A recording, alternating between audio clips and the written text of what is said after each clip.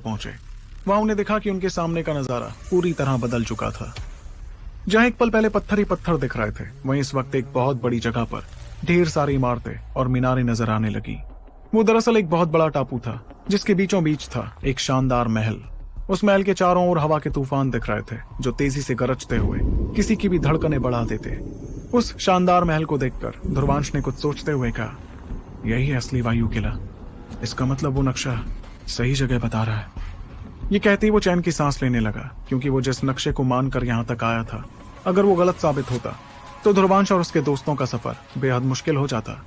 फिर तीनों एक दूसरे की तरफ देखने लगे और उसके बाद वो टापू के पास जाते दिखे।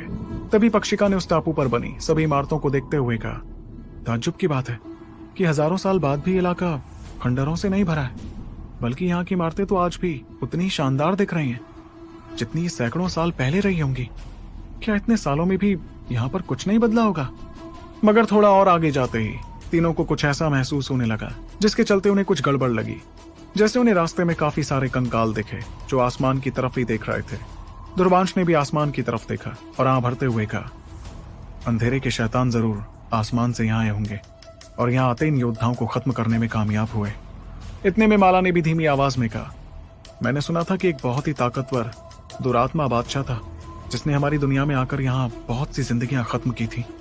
उस बादशाह का ओहदा शैतानों की फौज में काफी ऊंचा था। मुझे लगता है कि वायु किले के इन योद्धाओं की मौत भी उस दुरात्मा बादशाह की वजह से ही हुई होगी। ध्रुवांश अपना सिर हिलाने लगा, क्योंकि उसे भी ऐसा ही कुछ लग रहा था। तभी पक्षिका ने आंख भरते हुए कहा, ब्रह्मांड की सबसे बड़ी जंग के बाद हवेली सरदार भी कभी किसी को दिखाई नहीं दिए और हवाना हवेली जैसा शक्तिशाली दल भी तबाह हो गया। इस हिसाब से तो अंधेरे की फौजें अपने मकसद में कामयाब हुई गईं।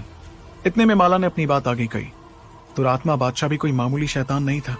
मैंने अपने पापा को एक बार कहते हुए सुना था कि दुरात्मा बादशाह सभी शैतान बादशाहों में सबसे ज्यादा ऊंचे ओहदे पर था। किस्मत से उस जंग के बाद हवेली सरदार के साथ साथ दुरात्मा बादशाह भी कभी किसी को नहीं मिला। मतलब वो दोनों ही मारे गए होंगे। माला ने इतना कहकर उस रहस्यमयी किस्से के बारे में और कुछ नहीं बताया, बल्कि उसकी खूबसूरत आंखें तो आसपास घूमने लगी और उसने सामने का नजारा देखकर कहा, वायु किला तो पूरी तरह से साफ कर दिया गया है।